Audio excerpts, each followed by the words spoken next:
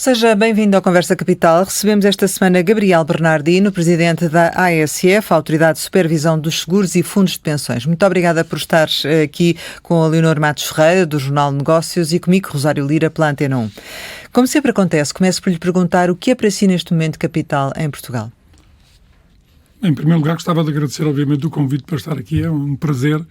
Eu diria que, neste momento, capital em Portugal, e ligando, no fim de contas, também ao setor segurador, eu acho que são as lacunas de proteção que nós continuamos a ter enquanto cidadãos e enquanto sociedade em geral, nomeadamente no que diz respeito à poupança de longo prazo para a reforma, no que diz respeito à questão das catástrofes naturais e as alterações climáticas estão aí, que obviamente fazem com que haja muito mais intensidade e que haja muito mais catástrofes, e há muitas lacunas de proteção ainda na sociedade portuguesa.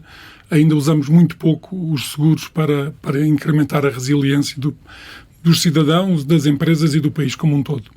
Nesse sentido, a Comissão Europeia apresentou um pacote de medidas e recomendou aos Estados-membros, no âmbito do Programa da União da Poupança e dos Investimentos, que desenvolva o Pilar 2. E espera que o governo português crie condições e avance com esta reforma num contexto político atual que existe, porque estas questões têm que passar também pela Assembleia da República. Eu espero que sim. Eu penso que, neste momento, acho que todos temos que olhar para a situação também do que é a União Europeia como um todo. E este sentimento que eu julgo que todos devemos ter também como cidadãos, de urgência da União Europeia ganhar competitividade também. E uma das formas essenciais também de se ganhar competitividade é ter-se mais investimento. E o setor das pensões é tradicionalmente o setor, e vemos isso internacionalmente, que é capaz de aplicar investimentos numa lógica de longo prazo e que tem vantagens numa dupla vertente. Tem vantagens para melhorar a adequação das pensões numa lógica complementar para os cidadãos, mas também numa lógica de investimento, de investir na economia e de, no fim de contas, também ajudar a transição climática, a transição digital em que todos estamos. E o Pilar 2 nestas matérias, em termos de pensões, é fundamental. Porque no fundo, estamos aqui a falar, para que se entendam, de um complemento, que é a inclusão dos trabalhadores em pensões complementares, que podem depois, eventualmente, desistir, não é? Mas ficam automaticamente inscritos. E há quem diga que isto, no fundo, é privatizar a segurança social. Eu acho que, muito sinceramente, eu acho que essa discussão, quando se entra nestas discussões tipo ideológica, acho que já perdemos a batalha. Porque, muito sinceramente, isto tem a ver com aquilo que se vê em termos internacionais e na grande maioria dos países. O chamado sistema dos 3 pilares funciona. E o sistema dos 3 pilares não quer dizer que não tenhamos um pilar 1 de segurança social que seja robusto, que seja sustentável. É fundamental e continuará sempre a ser fundamental. Do Estado, claro. Do Estado, exatamente. Agora, termos a noção de que a complementaridade é cada vez mais fundamental, até devido aos ajustamentos que vão sendo feitos ao longo dos anos para que o sistema do Pilar 1 seja sustentável, para que a segurança social seja sustentável. Aquilo que está a acontecer e que vai acontecer é naturalmente que as pensões vão sendo menos adequadas à medida que o tempo passa. E, portanto, é fundamental termos sistemas complementares de pensões, e o segundo pilar é a forma mais eficiente de o fazer. Aliás, se for ver os números, por exemplo, em Portugal, dentro dos sistemas de complementares e privados de pensões, os fundos de pensões do segundo pilar são aqueles que têm a melhor rendibilidade, porque são aqueles que conseguem ter custos mais baixos, mais eficiência e investimentos em pool que dão, no fim de contas, melhores rendibilidades. E, portanto, esse esforço de que a Comissão Europeia pede aos Estados-membros e recomenda aos Estados-membros o chamado auto-enrollment, ou, portanto, da inscrição automática, é muito importante e resulta. E deve avançar em Portugal? Eu acho que deve avançar e, obviamente, há condicionalismos e tem que se ajustar à realidade portuguesa, mas deve avançar porque é uma forma que está provado de incrementar a cobertura de pensões complementares nos países. Nós, hoje em dia, infelizmente, os últimos números que nós temos são que apenas 4% da população ativa portuguesa tem sistemas complementares de reforma, sejam eles de segundo ou de terceiro pilar. Quando estes valores, em termos médios europeus, andarão sempre acima dos 20%, 25% na média, porque os melhores países têm coberturas acima de 50%. E o auto-enrollment, a lógica desta inscrição automática, funciona, porque Por exemplo, no Reino Unido, que foi um dos países que já há vários anos aplicou esta lógica, a realidade mostra que a percentagem de pessoas que depois de serem inscritas saem, porque têm essa possibilidade, certo, não é? Anda por volta dos 9% apenas. E, portanto, há aqui uma lógica de inércia comportamental que faz com que se tenha muito melhor cobertura nos sistemas de pensões complementares e, portanto, melhor a adequação das pensões para as pessoas no futuro. Não é? Há algum contributo que o regulador possa dar nesta matéria e avançando esta legislação? Claramente. Aliás, no nosso plano estratégico que apresentámos esta semana, está inscrita a possibilidade de nós contribuirmos e vamos naturalmente dar todo o aporte do conhecimento que temos, não só da regulação em Portugal, mas também da regulação em termos internacionais, porque obviamente que a implementação de um sistema de auto-enrollment implica que haja boa regulação e que haja boa supervisão. Não é? Certo. E já foi feito algum contacto com o Governo, eventualmente? Ainda não, porque isto é muito, muito recente. Não é? Portanto, ainda não estão a trabalhar propriamente neste assunto? Ainda não estamos, mas temos, obviamente, os planos para trabalharmos neste assunto. Falava de ajustamentos que eram necessários em Portugal em relação a outros países.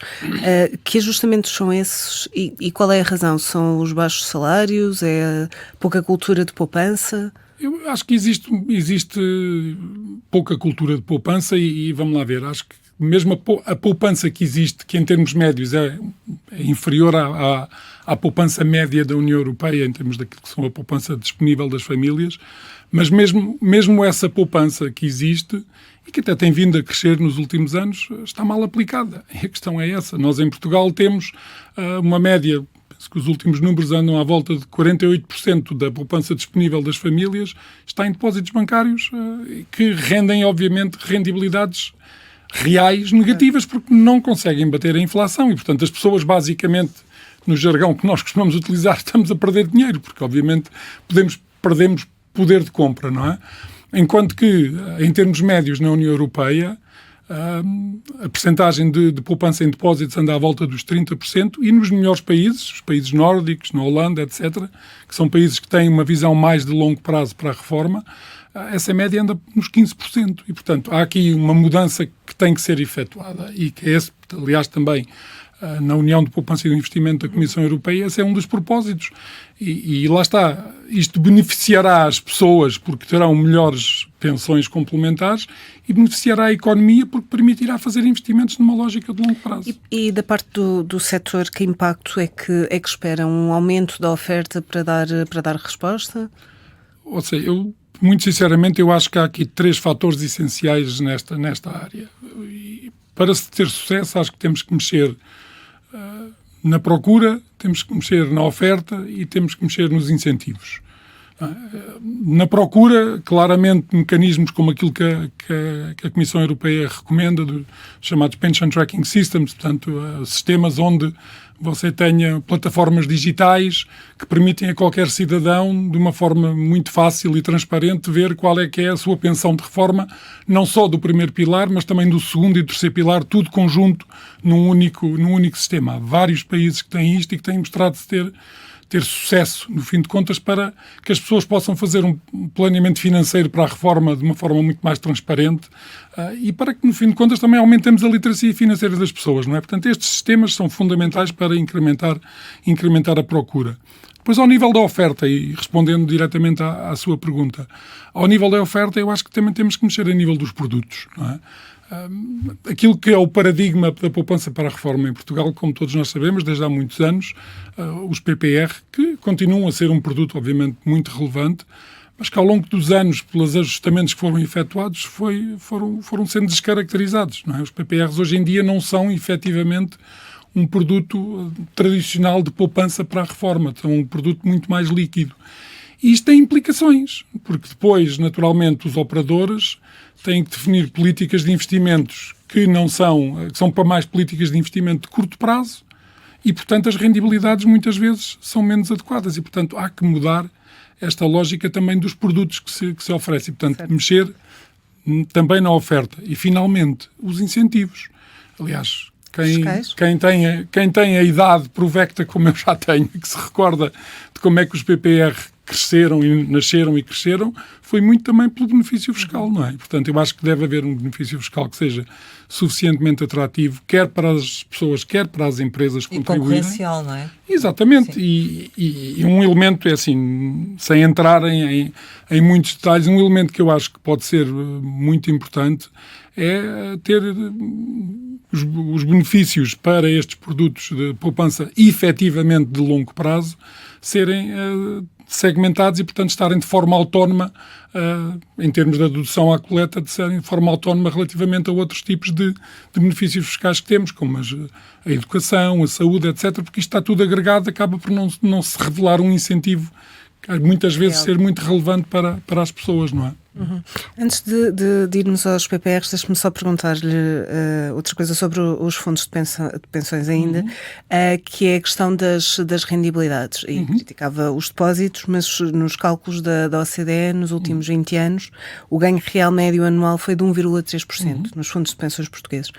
Que incentivos é que as pessoas têm a aderir a um produto destes quando depois o ganho real que vemos é este? Ouça, é assim, obviamente que há uma coisa são as médias, outra coisa são obviamente os valores a nível de cada tipo de fundo. Como ele dizia, por exemplo, se formos ver a média de rendibilidades reais e, portanto, acima da inflação dos fundos de pensões fechados, por exemplo, em Portugal, são valores muito mais significativos do que esses. O que é importante é que se consiga trabalhar a nível da oferta e da tipologia de produtos para que se possa fazer efetivamente investimento de longo prazo, porque é isso que dá a maior rendibilidade. Quanto mais investimentos de curto prazo se tem que fazer porque os produtos são mais líquidos, mais difícil é obter rendibilidades superiores, porque obviamente aí o tipo de instrumentos e o tipo de rendibilidade não é o mesmo, não é? E, portanto, os segredos não existem. Isto está provado em termos internacionais em muitos países, que quando se tem efetivamente mecanismos de poupança para a reforma efetivamente de longo prazo, onde os montantes são colocados o chamado capital paciente, não é? Aí os investimentos podem ser mais ilíquidos e são esses investimentos que, no fim de contas, mais em ações, mais no mercado de capitais, que pode haver anos, e há anos onde as coisas correm mal, mas se você tem o capital numa lógica paciente para estar 20, 30 anos, no fim de contas, a acumular para a sua poupança para a reforma, todos os números que existem nos dizem que essa é a melhor solução e que vamos ter rendibilidades mais positivas no final. E a Comissão Europeia quer exatamente retirar aqui um bocadinho os limites às estratégias de investimento dos fundos de pensões. Acha que esta alteração é suficiente? Eu acho que é importante que se explique e que se faça menção a que o chamado princípio do gestor prudente, que é aquilo que, em termos das diretivas, e que temos cá em Portugal também, não é? Que o princípio do gestor prudente não significa que os investimentos tenham que ser todos muito conservadores. Não é? A questão é que os investimentos devem, e é esse que é a lógica do princípio do gestor prudente, os investimentos devem ser adequados ao tipo de responsabilidades que eles estão, no fim de contas, a financiar. Se as responsabilidades forem efetivamente de longo prazo, a lógica de prudência nos investimentos pode ser adequada a esse longo prazo e, portanto, a isso haverá mais risco, no fim de contas. Mas essa lógica de prudência tem um propósito, não é? Não vê riscos nesta recomendação da Comissão Europeia? Ouça, eu acho que há aqui um aspecto muito importante que nós temos todos que desmistificar e se calhar mudar um bocadinho o paradigma daquilo que nós próprios reguladores passamos mensagem muitas vezes às pessoas. Aquela categorização usual que nós temos de um investidor conservador, de um investidor moderado e de um investidor agressivo. E com as perguntas que fazemos às pessoas, não é? Tudo muito bem. Quase todas as pessoas, se você lhe fizer essa pergunta, vão ser investidores conservadores. Ninguém quer perder dinheiro, como é evidente. Aquilo que faz sentido falar com as pessoas abertamente e de forma transparente é ligar esta questão do risco, não individualmente, mas ligar o risco a quê? Para já a disponibilidade financeira que a pessoa tem. Porque, obviamente, se os montantes que você esteve a poupar são reduzidos, se você tem dificuldades para as quais depois não tenha, no fim de contas, poupanças a curto prazo, não é bom que vá arriscar muito. É o normal, não é? Agora, se você tem maior disponibilidade e porque tem muitos valores, por exemplo, em depósitos a prazo ou depósitos à ordem, e o horizonte temporal é um horizonte temporal para a reforma, o risco é completamente diferente. Ou seja, o risco quando se está a investir a 20, 30, 35, 40 anos, aliás, eu diria que o grande risco de investir a 40 anos é ter uma opção super conservadora, porque aí quase não é risco. A capacidade de recuperar é maior. Exatamente, também, claro. porque aí é certeza. Se você tem uma opção conservadora a investir a 20, 30 anos, vai perder dinheiro, que é a realidade, não é? E, portanto, acho que temos que mudar esta lógica e o paradigma do que é o risco tem que ter em consideração não só a situação pessoal da pessoa, mas, sobretudo e muito, o prazo em que se está a fazer o investimento. E, portanto, eu diria que um princípio do gestor prudente que tenha em consideração o prazo em que se está a fazer o investimento é uma muito boa medida. Falou há pouco do PPR enfim, de como o produto, de certa forma, em função da falta de incentivos, tem vindo a desvalorizar-se. Faz falta um produto em Portugal com a mesma popularidade do PPR? Eu julgo que sim. Neste momento eu acho que isso pode-se fazer, obviamente, de várias maneiras. Pode-se aproveitar aquilo que, em termos europeus, está a ser estabelecido com o chamado PEP. Mas o PEP pode ser uma alternativa? Pode, claramente. Aliás, está construído numa lógica, aliás, muito semelhante também às bases do que era um PPR. E foi agora revisto, não é? Foi revisto e tiraram-se alguns dos elementos que faziam que fosse menos atrativo no mercado. E, portanto, eu acredito que essa é uma hipótese, mas também se pode, obviamente, pegar naquilo que são os PPRs e fazer ajustamentos e ter um novo. Eu acho que era importante, em termos também da percepção que as pessoas tenham, de se construir aqui sim uma nova marca de um produto verdadeiramente de poupança para a reforma de longo prazo, que seja simples, que seja transparente, que as pessoas possam subscrever de uma forma super fácil. E que, obviamente, também seja feito de maneira a que os custos possam ser o mais baixos possível. Portanto, eu acho que se deve avançar nesse sentido. Mas há vontade e há disponibilidade nesse sentido no setor para que isso apareça, para que isso aconteça, porque parece que há uma certa um esperar para ver o que é que vai acontecer, enfim... Eu acho que isto tem que passar, obviamente, na minha opinião, isto tem que passar, obviamente, por medidas de regulação nesta matéria, porque, obviamente, produtos com a natureza deste, uma marca, tem que ter confiança. As pessoas têm que ter confiança de que as poupanças que estão a colocá-las, naturalmente, estão bem reguladas e estão bem supervisionadas. E aí, sinceramente, eu acho que nós temos tudo. Nós temos boa regulação, temos experiência nestas matérias, temos uma supervisão que mostra, efetivamente, que traz segurança e confiança às pessoas. Portanto, eu acho que é uma questão de se juntarem vontades, e aqui temos que ter, obviamente, as vontades não só do poder político, como do regulador, essa vontade existe, e como do mercado.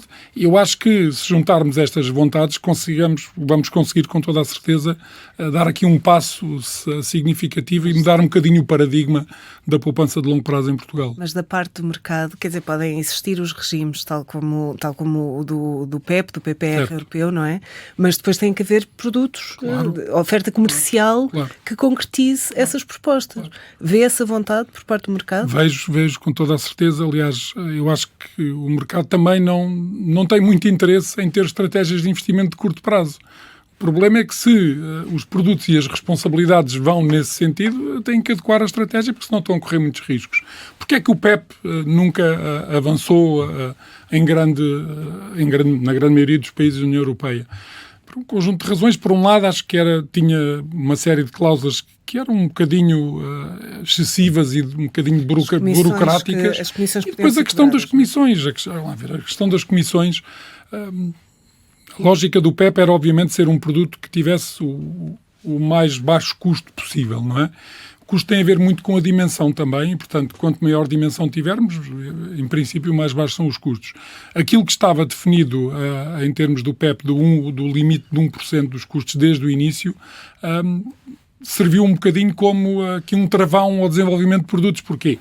sejamos concretos, nos primeiros anos de lançamento de um produto, obviamente que os custos de lançamento do produto vão sempre ser superiores a 1% daquilo que são as contribuições e, portanto, nesta lógica de lançamento, não é? Nos primeiros anos as empresas que o lançassem estariam com toda a certeza a perder dinheiro. E, portanto, o facto de não se traduzir esse limite, mas, por outro lado, se ir através de um conceito, que é um conceito muito importante, que foi desenvolvido e que está a ser muito implementado a nível europeu pela IOPA, o conceito do value for money, portanto, do valor que os produtos intrinsecamente têm para o consumidor, eu acho que isso pode traduzir, no fim de contas, uma muito melhor adequação e que o mercado possa, no fim de contas, responda avançar com esse tipo de positivamente, não é? Mas, para além disso, normalmente, a estes produtos é importante que venham associados benefícios fiscais, não é? Como falávamos há pouco. Portanto, na criação de algo deste género, é fundamental que isso aconteça, porque senão não vai ter de toda adesão à partida, não é? Portanto, vai ser muito complicado. Como eu dizia há pouco, quem se lembra de como os PPRs se lançaram foi assim, obviamente. O produto é um produto que tinha uma marca forte, que era um produto adequado às pessoas e, portanto, com o benefício fiscal juntam-se um conjunto de vontades e de incentivos para que as pessoas poupem. E sob o ponto de vista público, estes incentivos são incentivos que funcionam, não só porque melhoram a adequação de pensões das pessoas e, portanto, menos ficam dependentes do erário público, no fim de contas, mas também esses montantes, ao serem investidos na economia, ao serem investidos naquilo que é a economia real, vão trazer depois também benefícios para o próprio Estado através dos impostos que cobra ao funcionamento da economia. Portanto, eu acho que é também um ponto essencial e há aqui um equilíbrio de vontades que deve...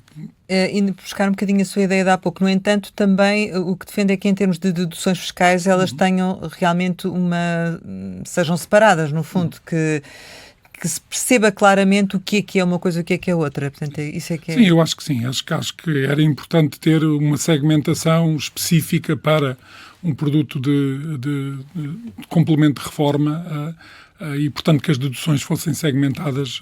Acho que era muito importante porque era um benefício, de facto, adicional e, como disse, mostravam efetivamente às pessoas que, contribuindo para estes mecanismos de longo prazo para a reforma, tinham também um benefício adicional, não é? Neste redesenho da poupança para a reforma, há lugar para o PPR do Estado? Claro que sim, com toda a certeza. Isto não quer dizer que tenham que ser geridos todos apenas numa lógica privada, não é? Portanto, a concorrência nesse aspecto pode perfeitamente funcionar. Aliás, em outros países também funcionam. Portanto, desde que hajam condições idênticas e concorrenciais, não há problema absolutamente nenhum. Vamos mudar aqui de tema no sentido de falar do preço, que é uma questão que preocupa sempre muito o consumidor. E em 2026 vamos ter aumentos dos prémios de seguro de saúde que podem chegar aos 10%, a informação que tem vindo a ser veiculada.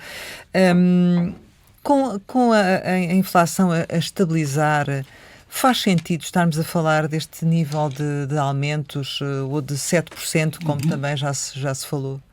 Ou seja, eu não tenho esses números, muito sinceramente, não faço ideia. São os operadores, enfim. Pronto, acredito, mas vamos lá ver. Aquilo que nós temos, com evidência, acho que quer individualmente qualquer um de nós, e obviamente pelos dados que temos do setor, o que existe é a inflação médica, que é diferente da inflação normal, não é? Portanto, a inflação médica tem vindo a crescer significativamente e, portanto, é natural que, havendo a inflação médica, que os custos aumentem e, portanto, isso de alguma maneira tem que se repercutir depois no custo dos seguros, não é? Aquilo que me preocupa é de que, vamos lá ver, continuarmos neste sentido, não é? Aquilo que é hoje já o seguro de saúde, que é eu diria um caso de sucesso, não é? Nós temos hoje já 4 milhões de pessoas seguras em seguro de saúde em Portugal e os inquéritos que são feitos em termos de satisfação até são bastante positivos. Preocupa-me que, obviamente, com a inflação médica crescente, com o consumo que possa ser feito crescente, no fim de contas, na área da saúde, que às tantas os preços dos seguros possam ficar um bocadinho incomportáveis para uma boa parte das famílias em Portugal. E, portanto, há que ter aqui, assim, eu diria, algum cuidado nesta matéria. Por outro lado, também... Mas quem é que tem que ter cuidado? Ou seja, eu acho que há um equilíbrio que tem que ser efetuado, obviamente, nas três partes aqui assim, não é? Por um lado, os fornecedores e, portanto, tudo o que é o sistema dos hospitais e, no fim de contas, tudo aquilo onde nós utilizamos e consumimos saúde, não é? As seguradoras, nos custos que têm ao gerir o sistema, e os indivíduos, não é? Cada um de nós, obviamente, porque ao estarmos a pôr um montante num seguro de saúde, é um esforço que estamos a fazer, mas para ter um benefício, não é?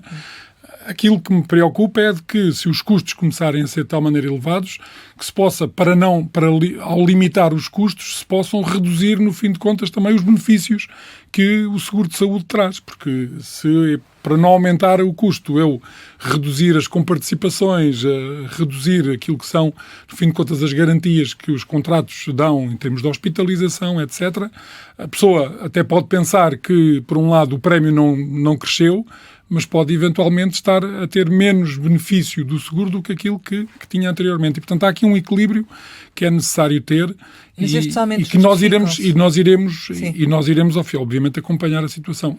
Se justificam, ouça, enquanto a inflação médica continuar, enquanto o consumo em termos de médico continuar, é difícil não se repercutir. Porque, não tem a ver com margens nem nada disso. Isso está a ser...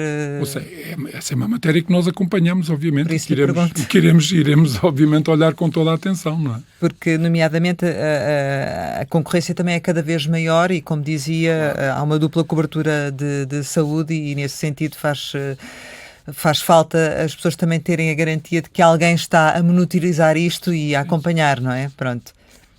Sim, isso nós obviamente que acompanhamos aquilo que é a evolução dos custos no setor e há muitas outras coisas nos seguros de saúde e na lógica da cobertura complementar de saúde que são muito relevantes. Por exemplo, uma questão que é, quanto a mim, muito, muito importante para o consumidor tem a ver com a dicotomia entre os chamados planos de saúde e os seguros de saúde, não é? Porque há muitas pessoas que Mas isso já foi feito em um esclarecimento legislativo recentemente, não é? A ASF trabalhou nesse sentido e tomou uma série de medidas relativamente a isso.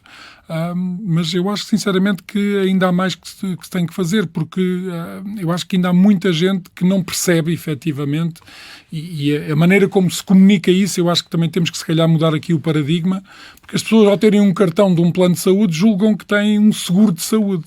Ora, num plano de saúde não há transferência de risco. É meramente um cartão de descontos, como existem muitas outras coisas, não é?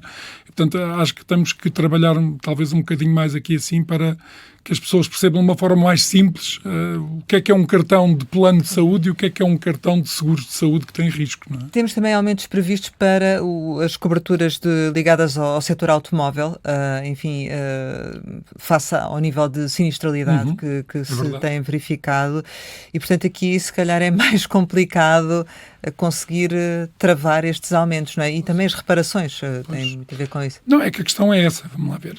A sinistralidade tem vindo a aumentar, o número de sinistros tem vindo a aumentar, os custos de reparação, mais uma vez a questão da inflação ligada aos custos de reparação, se formos ver nas diferentes áreas de inflação, a inflação de custos de reparação automóvel tem sido sempre superior àquilo que é a inflação média e, portanto, os preços têm que ser, obviamente, ajustados, tem que haver aqui um equilíbrio, não é? Agora, há aqui áreas que me preocupam. Por exemplo, há um aspecto que eu acho que é muito relevante e que não tem sido muito mencionado. Como sabem, a ASF gera também o Fundo de Garantia Automóvel, que é o fundo público que, no fim de contas, tem a proteção das vítimas de acidente quando há acidentes com condutores sem seguro. E os últimos números não são muito agradáveis. Como assim? O número de participações ao Fundo de Garantia Automóvel em 2024 cresceu 23%. E este ano, até os últimos dados da semana passada, já vamos com um crescimento também, ainda em cima do de 24%, mais 9%. Ou seja, há aqui uma trajetória de crescimento significativo do número de acidentes provocados por pessoas sem seguro. E, portanto, isto é uma matéria que me preocupa. Isso são mais ou menos quantas pessoas? Um aumento de 23% e o de 9%? Estamos a falar de quantos não lhe sei dizer o número exato de acidentes, mas garanto-lhe que é significativo. E associam isso, nomeadamente, às novas funções laborais de entrega de mercadorias? Estamos neste momento a analisar mais em detalhe, no fim de contas, para tentar perceber se temos informação suficiente. Essa era uma das questões que foi colocada. Parece que existe alguma evidência já nesse sentido, mas queremos, obviamente, olhar os dados com muito mais propriedade, mas isso vai nos levar, com toda a certeza, a fazer uma campanha nacional nesta matéria, uma campanha para alertar de uma forma muito, muito forte e muito transparente para os perigos da condução sem seguro, e temos que direcionar, no fim de contas, também esta campanha à diferente tipologia de pessoas na sociedade e atividades onde isso possa estar a acontecer mais, não é? Ou seja, podemos estar a falar aqui do caso, nomeadamente, dos estrangeiros que se dedicam a essas tarefas de entrega de mercadorias. Eu não queria estar a estigmatizar, obviamente, mas admito... Porque falou por categorias. Sim, mas admito que possam haver categorias, obviamente, e, portanto, o importante para nós é que consigamos extrair alguma informação mais detalhada para depois direcionarmos a campanha para os públicos que são os públicos mais relevantes nesta matéria. Mas isto é uma preocupação que acho que todos devemos ter, não é? Porque, no fim de contas, o Fundo de Garantia Automóvel existe para isto, obviamente, e é um fundo público muito relevante e que nem muitas vezes as pessoas não se apercebem, não é? Porque, obviamente, é excelente para os cidadãos que quando acontece um acidente nestas condições, a reparação existe e é rápida e é eficiente, mas o sistema como um todo tem que, naturalmente, ser mais robusto e temos que diminuir o número de pessoas a circular sem seguro, não é? Como é que estão as contas do Fundo de Garantia Automóvel face a estes aumentos? O Fundo de Garantia Automóvel tem uma boa base de sustentação financeira, embora, obviamente, há sempre novos elementos que estão a ser adicionados. Ainda recentemente o Fundo de Garantia Automóvel passou a ser responsável também pelo pagamento de sinistros se existir uma seguradora que entra em liquidação, por exemplo. Portanto, há sempre novas responsabilidades, mas tem tido, acho que, bons resultados, é resiliente e tem capacidade para responder a estas situações. Mesmo com o aumento. Sim, mas é muito importante que, efetivamente, não deixemos isto continuar nesta trajetória e, portanto, nós iremos apostar numa campanha de sensibilização nesta matéria e é muito importante também que a própria fiscalização da condução sem seguro que seja reforçada. A fiscalização, pois isso tem que... Por parte das autoridades públicas, naturalmente. Imagino que já tenham feito contactos também nesse sentido e conversações, não é? A campanha começa quando, já agora? Não, ainda estamos... Não, podia já ter mandado. Não, ainda não posso adiantar. Mas quer melhorar a política de investimento do Fundo de Garantia Automóvel e do Fundo de Acidentes de Trabalho. Onde é que estão investidos atualmente e o que é que quer que seja alterado? Não, ouça, a questão é que uma boa prática de gestão de fundos em geral é, obviamente, olhar para aquilo que são a tipologia das responsabilidades. Lá está, mais uma vez, a mesma questão. Os investimentos só por si não dizem nada, não é? Os investimentos estão lá para fazer face a determinadas responsabilidades e, portanto, aquilo que nós estamos já a fazer é fazer uma avaliação daquilo que são as responsabilidades, da maturidade das responsabilidades, quer do Fundo de Garantia Automóvel, quer do Fundo de Acidentes de Trabalho, para depois podermos ajustar a política de investimentos e, portanto, também promover, esperamos uma modificação legislativa que nos possa trazer uma política de investimentos mais ajustada àquilo que são as responsabilidades e a maturidade das responsabilidades do fundo. Hoje em dia, os fundos estão muito investidos em títulos de curto prazo, títulos públicos de curto prazo, e, portanto, temos que ver efetivamente qual é que é a duração das responsabilidades para podermos adequar também essa política de investimentos. Vamos avançar e a propósito dos seguros e da tipologia, temos novas realidades que obrigam também a novas coberturas. É o caso dos eventos climáticos, é o caso também dos ciberataques. No caso dos eventos climáticos, o que é que ainda nos faz falta neste sentido? Eu diria que vamos ver, a questão da transição e das alterações climáticas é qualquer coisa que nós já sentimos na realidade no dia-a-dia e aquilo que são as coberturas de seguros têm que se ir adequando a essa realidade. E esse processo está a acontecer? E esse processo acho que está a acontecer, mas muito sinceramente em Portugal também está a acontecer de uma forma muito lenta, não é? E isso leva, como eu disse no início, a uma das preocupações que é a falta de proteção, no fim de contas, relativamente a catástrofes naturais, não é? E eu acho que existe capacidade no mercado, ou seja, quando estamos a falar de catástrofes, verdadeiramente catástrofes, é preciso entender que cada seguradora per si não fica com o risco todo, fica apenas com uma parte do risco.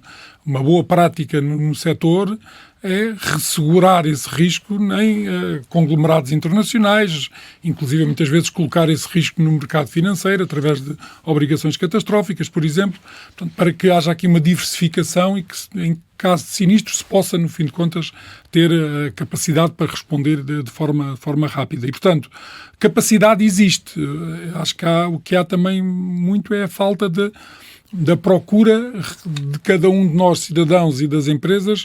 Lá está, se calhar, um bocadinho pela falta de percepção do risco que nós corremos. Ou pelo preço que depois também se acarreta. É verdade, claro. O preço, obviamente, é um elemento relevante. Mas isso acho que é uma discussão que todos nós temos que ter como sociedade, de qual é o modelo de sociedade que queremos, no fim de contas.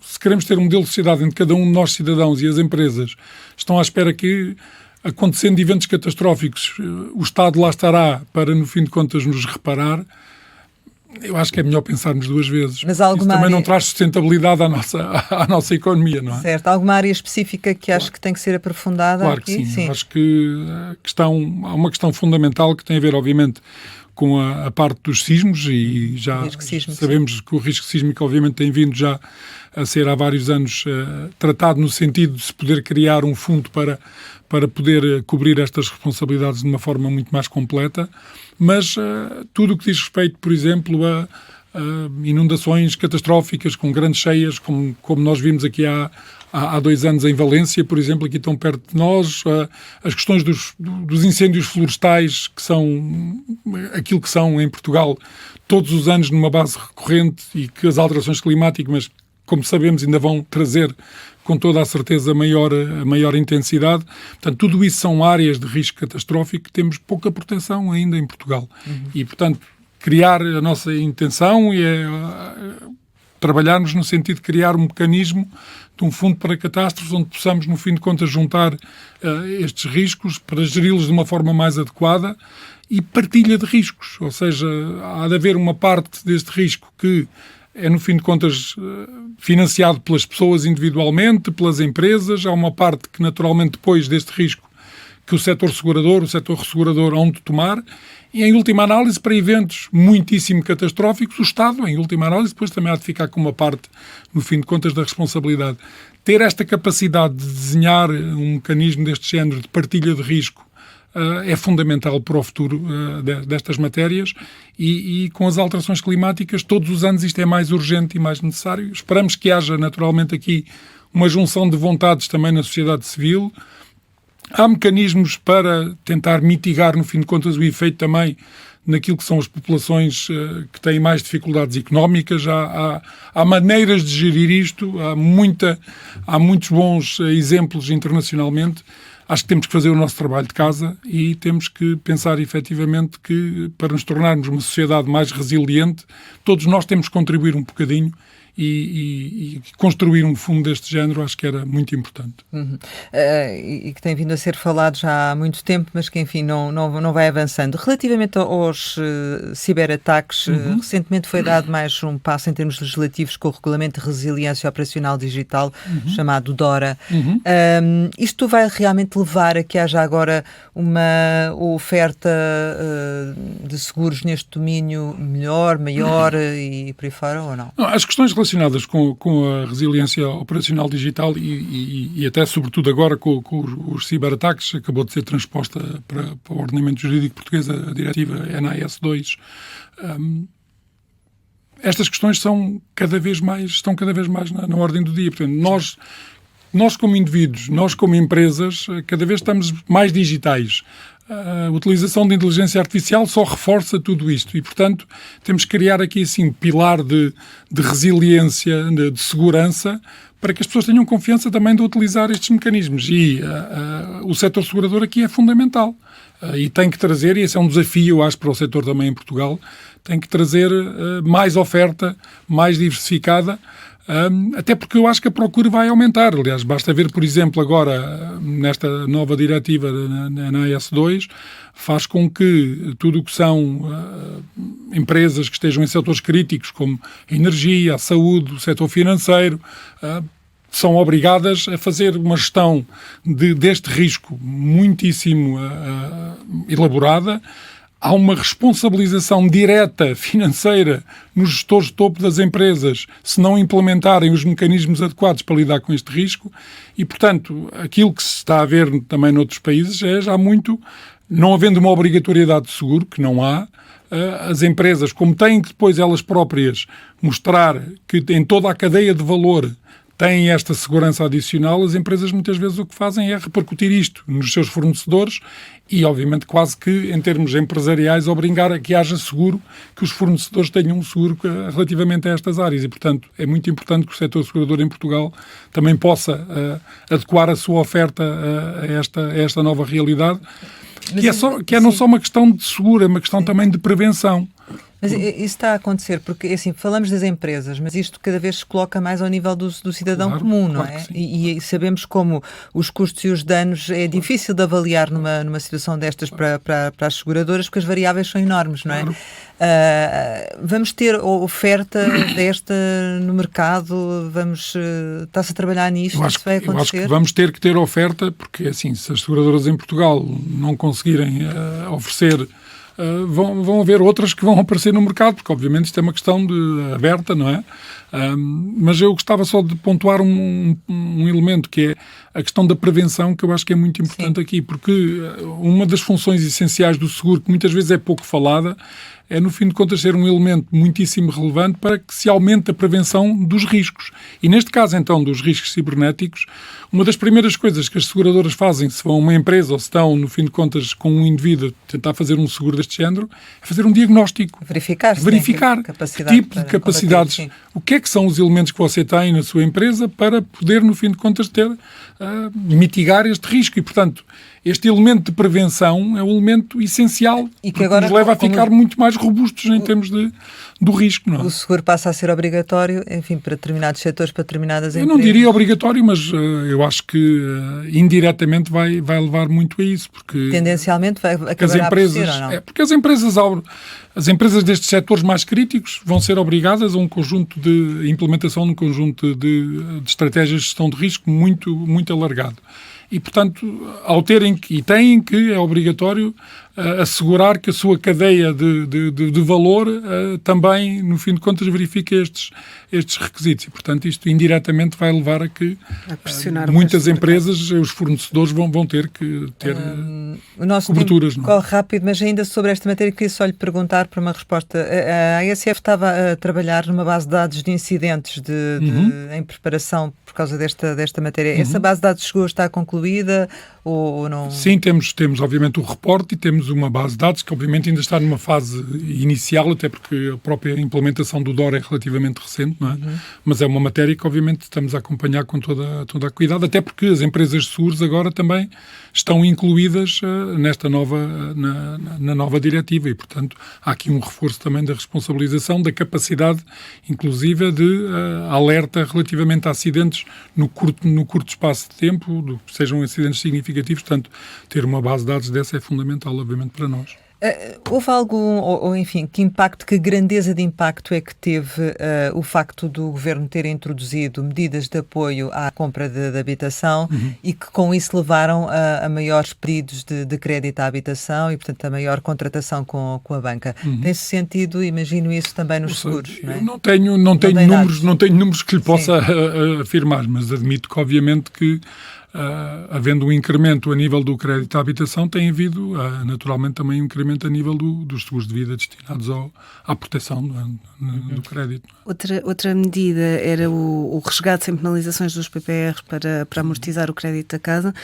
Já há um balanço final dos resgates de PPR com este propósito? Eu não tenho números relativamente a isso, mas admito que tenha havido valores significativos, não é? É a tal questão da utilização de um produto de longo prazo para a reforma para questões mais de liquidez, não é? É o desvirtuar que se referia. Portanto, exatamente. É contra este tipo de medidas? Ou seja, eu acho que todo o tipo de produtos é bons que existam e que exista muita diversidade. Agora, acho que não nos podemos enganar, não é? Porque se efetivamente queremos ter investimento de longo prazo para ter melhores rendibilidades e para ter melhores reformas, então temos que ter produtos que efetivamente favorecem esta permanência e que não se tornam líquidos. Nós podemos canalizar. Exatamente. Há aqui na questão dos seguros associados ao crédito à habitação e que são comercializados pela banca, há aqui a questão dos vários seguros que acabam por não ser obrigatórios e que são vendidos em pacote, e a sua antecessora também já tinha falado sobre isso. É uma situação que se mantenha, que esteja resolvida? Isso talvez permita-me falar naquilo que eu acho que neste momento seja mais relevante relativamente a isso e que é um dos pontos essenciais do nosso plano estratégico, que tem a ver com a lógica como nós queremos abordar a chamada supervisão da conduta de mercado e da forma como nós queremos olhar para os produtos. E esses produtos de proteção ao crédito são, aliás, na experiência internacional mostra-nos isto, são produtos onde é muito sensível, no fim de contas, esta relação de equilíbrio entre os diferentes elementos do contrato, não é? E, portanto, nós vamos olhar com mais cuidado para os números, para perceber na tipologia dos seguros ligados ao crédito à habitação, ao crédito ao consumo, à proteção no desemprego, por exemplo. Há muitos seguros de proteção ao crédito, para vermos efetivamente qual é o equilíbrio que existe na relação contratual, porque temos que olhar quais é que são os níveis de sinistralidade, temos que olhar quais é que são as comissões que estão a ser cobradas e para quem. Temos que olhar relativamente à estrutura de custos que existe neste tipo de produtos para percebermos como um todo se há ou não um equilíbrio nas diferentes partes do contrato. Que isso é uma das coisas que é fundamental e que não é nenhuma invenção. Isto são aquilo que são os princípios que estão estabelecidos nas diretivas europeias e que nós, enquanto supervisores, temos que analisar e verificar. Agora, o que nós queremos fazer é fazer isto com base em dados concretos, em números, em valores, operador a operador, e vamos fazer esse caminho. E, em última análise, se existirem situações onde há um desequilíbrio claro relativamente aos níveis de sinistralidade, aos níveis de comissões, às estruturas de custos, iremos atuar. Mas repara, a partir do momento em que podemos não ter um seguro que é obrigatório, mas que está associado, por exemplo, a um spread, claro. A vossa atuação já não é sobre a banca, ou seja, tem que trabalhar com o Banco de Portugal, claro, sobre esse assunto. Claro, sim, claro. O que é que pode ser feito? Claro, tem havido reuniões entre a ASF e o Banco de Portugal relativamente a isso. Como eu disse, o que nós temos que fazer é olhar para o modelo de negócio como um todo e não apenas para um aspecto isolado, não é? E, portanto, a lógica é que estes produtos devem traduzir um valor acrescentado para o cliente, certo? O tal conceito do value for money, não é? E, portanto, para analisar isto não se pode ver apenas um dos lados, não é? Portanto, eu posso ter produtos que têm taxas de sinistralidade muito baixas, têm comissões muito elevadas, em que há um desequilíbrio e, portanto, aí temos que, obviamente, dialogar com as empresas, solicitar que o modelo de negócio seja ajustado e, em última análise, se continuar a verificar que o modelo de negócio continua a ser desequilibrado para uma das partes e não em benefício do consumidor, aí temos que atuar relativamente mesmo ao produto e há a possibilidade de, no fim de contas, dar indicações claras para que o produto seja ajustado. No início do ano o setor registrou um crescimento, depois houve uma desaceleração. Como é que espera que acabe o ano? Os números que nós temos até agora dão-nos a indicação de que em termos de produção, será um ano razoavelmente bom e, portanto, essa é a nossa perspectiva. Superior ao anterior, idêntico? É difícil, porque obviamente, como sabe, no final do ano muitas vezes é que estas coisas ajustam-se em função também do incentivo que as pessoas possam ter ou não em fazer, nomeadamente na área dos seguros de vida, não é? E dos seguros de poupança. E, portanto, vamos ver o que é que acontece nestas últimas semanas. E o final do ano vai confirmar também a robustez relativamente à solvência, ao resultado líquido? Ou seja, aquilo que nós temos no setor é um quadro, em termos globais de solvência, bastante robusto. Nós temos uma média de verificação dos requisitos de capital que anda 2 vezes acima daquilo que é o requisito mínimo que as empresas têm que ter e, portanto, estamos confortáveis com os níveis de capital que existem no sistema. Relativamente às taxas de juros, que impacto é que teve? Porque na altura falámos sobre a subida da taxa de juros, mas ela depois baixou. Enfim, notou-se também esse impacto ou não? É evidente que qualquer mexida na economia, nas taxas de juros, tem efeitos no setor económico e tem efeitos depois naturalmente nos seguros, não é? Como é evidente. Ora, o que é importante, e por isso é que sistemas como o sistema prudencial existente nos seguros, o Solvência 2, ao olhar para os riscos de uma forma muito concreta, ajusta-se claramente à medida que as situações de mercado vão mudando e, portanto, há certos riscos que se incrementam quando as taxas de juros são altas, há certos riscos que se incrementam quando as taxas de juros são baixas. Depende muito dos produtos, depende das estratégias de investimento. O bom de ter um regime como este, que é um regime complicado, não é? Mas que deixamos isso para os técnicos, naturalmente, certo, em todas as áreas, quer nas seguradoras, quer na supervisão. Mas o bom de ter um regime destes que é robusto em função dos riscos é que nós conseguimos prever com relativa acuidade, fazer stress tests, fazer análise de sensibilidade que nós sabemos com relativo, eu diria quase não com certeza, mas muito perto, daquilo que vai ser o comportamento em função das mudanças que existem no mercado. Portanto, nesse aspecto não serão surpresas, não é? Nós conseguimos ter uma ideia muito razoável do que é que vai acontecer se, por exemplo, as taxas de juros voltarem a crescer nos próximos anos. E obviamente, vamos antecipadamente falando com as empresas, perceber quais são as estratégias que as empresas têm para ajustar, para tratar disto, para que, efetivamente, o sistema como um todo continue a ser robusto. Esse é um dos grandes segredos da bolsa. Não é fácil. Que não é fácil. No contexto internacional, então, claro que não. Muito mais difícil. E isto é muito importante. E, assim, eu acho que a função de um supervisor não é fácil. Não é? E acho que todos nós temos que reconhecer uma coisa que muitas vezes não é bem apreendida. Uma boa supervisão tem um valor tremendo, não é? Porque, como se diz, não é? O custo de reparar é sempre muito maior do que o custo de proteger, não é? E, portanto, o que nós queremos, efetivamente, e para isso o regime de solvência na área seguradora é um exemplo, acho, muito relevante disto, é que nos fornece elementos para podermos proteger atempadamente, para evitar que chegamos a situações de ruptura, não é? E, portanto, é por isso que a supervisão é importante, é por isso que ter bons supervisores é importante, e é por isso que o nosso métier é um métier que deveria ser considerado como, eu diria, mais considerado pela sociedade em geral do que aquilo que muitas vezes é. Há mais de 60 empresas de seguros a operar em Portugal, um pouco mais de metade estão sob supervisão prudencial direta. Vê aqui margem para consolidação no setor? A consolidação em termos da economia em geral, penso que está a acontecer, não é? E isto tem muito a ver, independentemente de ser nos seguros ou noutros setores, tem muito a ver com o quê? Tem muito a ver com aquilo que é a realidade da digitalização, agora a inteligência artificial, tudo isso. Agora, aquilo que nós, sinceramente, em minha opinião, aquilo que eu vejo no setor é que continua a haver espaço para novos projetos, para ideias inovadoras, para empresas que nascem sem, no fim de contas, terem um backlog e terem, no fim de contas, todo o que vem do passado e que muitas vezes é difícil em termos de sistemas, etc. Portanto, há aqui espaço para novos projetos. E, portanto, à medida que vai havendo alguma consolidação que há de inevitavelmente continuar, porque a realidade é que a transformação digital em que nós estamos a ter leva a que quem conseguir fazer isto primeiro, com maior dimensão, tem efetivamente custos mais baixos, tem uma eficiência maior. E isso não há volta a dar, não é a mesma realidade. Mas deixe-me só ver se eu percebi.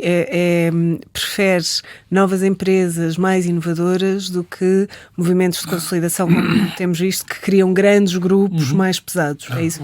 É assim, não é uma questão de preferência. Nós, obviamente, nós não temos uma atuação a esse nível. O capital, obviamente, flui e as empresas são, obviamente, livres de fazer modelos de negócios mais distintos. Aquilo que nós observamos é que não há aqui um caminho único e isso é bom para o sistema. O que eu gostava de ter é um sistema onde haja modelos de negócio muito distintos, modelos de negócio onde há empresas grandes, naturalmente, também, que têm a capacidade para investir mais, para ter produtos que são mais adequados para os consumidores, mas também ter modelos de negócio mais pequenos que são muito focalizados, se calhar, em áreas que as grandes muitas vezes não olham com muita acuidade, mas que são muito relevantes para certos tipos de consumidores e, portanto, ter, no fim de contas, um setor que tenha estes diferentes modelos de negócio com grandes operadores, médios e insurtechs que estão a aparecer também, eu acho que isso é muito importante e a dinâmica de mercado é muito relevante e achamos que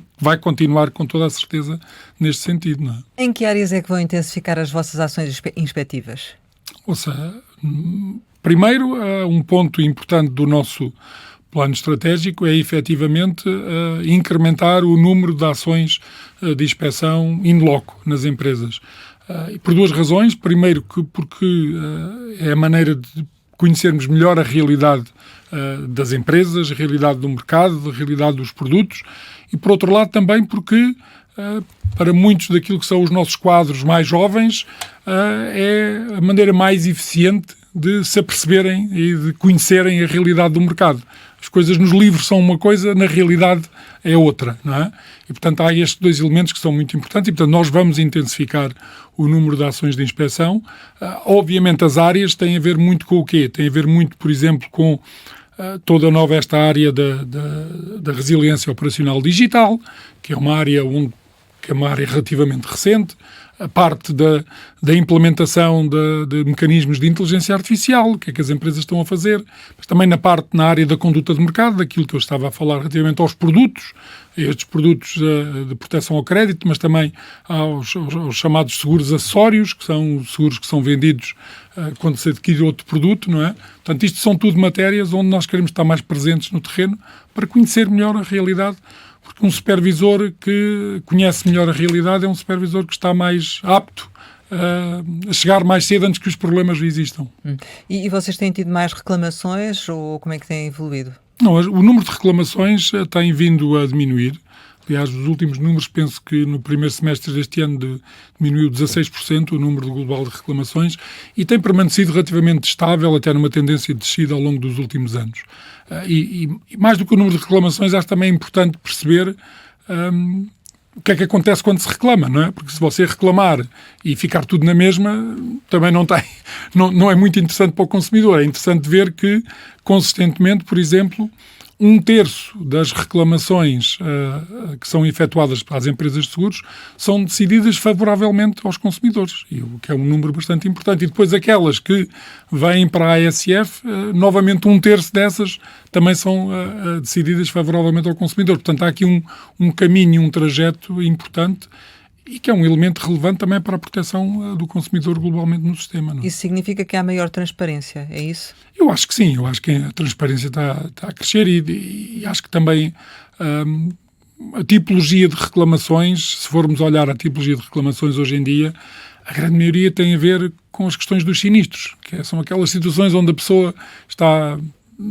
tem sempre mais dificuldade, não concorda, não percebe. Não quer aceitar Não quer aceitar e, portanto, é normal que isso aconteça, é quando as pessoas se sentem mais vulneráveis, não é? E, portanto, essas áreas são as áreas onde nós, obviamente, olhamos mais. Por exemplo, uma das áreas onde nós iremos, com toda a certeza, olhar um bocadinho com mais detalhe tem a ver com os seguros multirriscos, por exemplo, que é uma área onde o número de reclamações ainda é relativamente baixo, mas estamos a ver algum acréscimo e, portanto, é importante olharmos para este tipo de apólices que todos, a grande maioria de nós temos, não é? Dos seguros das nossas habitações, onde há alguma conflitualidade às vezes na altura dos sinistros que acho que se poderia melhorar como um todo. Houve alguma queixa ou alguma reclamação que tenha levado a ASF a encaminhar o assunto para a averiguação de um ilícito criminal por parte de alguma empresa? Ou... Não sei detalhes, muito sinceramente, esse nível de detalhe não sei, mas admito que possa ter existido. Agora, obviamente que quando essas situações existem, nós fazemos o nosso papel e trabalham de perto também com a Autoridade da Concorrência na avaliação dessas situações. Uma última questão... Qual é a sua expectativa para 2026? A minha expectativa é que nós consigamos começar a implementar aquilo que está no nosso plano estratégico, porque acho que temos um plano que é um plano robusto, mas concretizá-lo é o mais importante para conseguirmos, no fim de contas, dar aqui assim o nosso contributo para a proteção dos consumidores e para a estabilidade do sistema. É para isso que nós existimos e, portanto, a minha expectativa para 2026 é que nós consigamos começar a implementar algumas destas matérias que temos no nosso plano estratégico. Chegamos ao final e, como habitualmente, lançamos algumas palavras para uma resposta rápida. A primeira é 9 de dezembro de 1964. Meu aniversário, nascimento, meu Deus, faz-me lembrar que já tenho 61 anos. Bom Barral. É a minha casa, e há de ser sempre. Matemática? É um fascínio. Comissão de Mercado de Valores Mobiliários? Foram bons tempos, infelizmente curtos. A Autoridade Europeia para Seguros e Pensões Ocupacionais, a IOPA. O maior desafio da minha vida. Crise financeira? Aquilo que devemos a todo o custo evitar. Candidato presidencial? Não tenho preferência nesse aspecto, muito sinceramente. Donald Trump? É uma personagem muito relevante para o mundo e que tem que ser tratada com a devida relevância. Pai? Era tudo na minha vida. Natal? É um momento de estarmos juntos e de juntar a família, o que para famílias como a minha, que tem muita gente dispersa por esse mundo fora, é sempre uma ocasião fantástica. Ano Novo? Vida nova, na ASF, claramente. Portugal? Orgulho. Gabriel Bernardino, muito obrigado por ter estado aqui com a Antena 1 e com o Jornal de Negócios. Pode rever este Conversa Capital com o Presidente da ASF no site da RTP e do Negócios. Nós regressamos para a semana, sempre neste dia, esta hora, e claro, contamos consigo.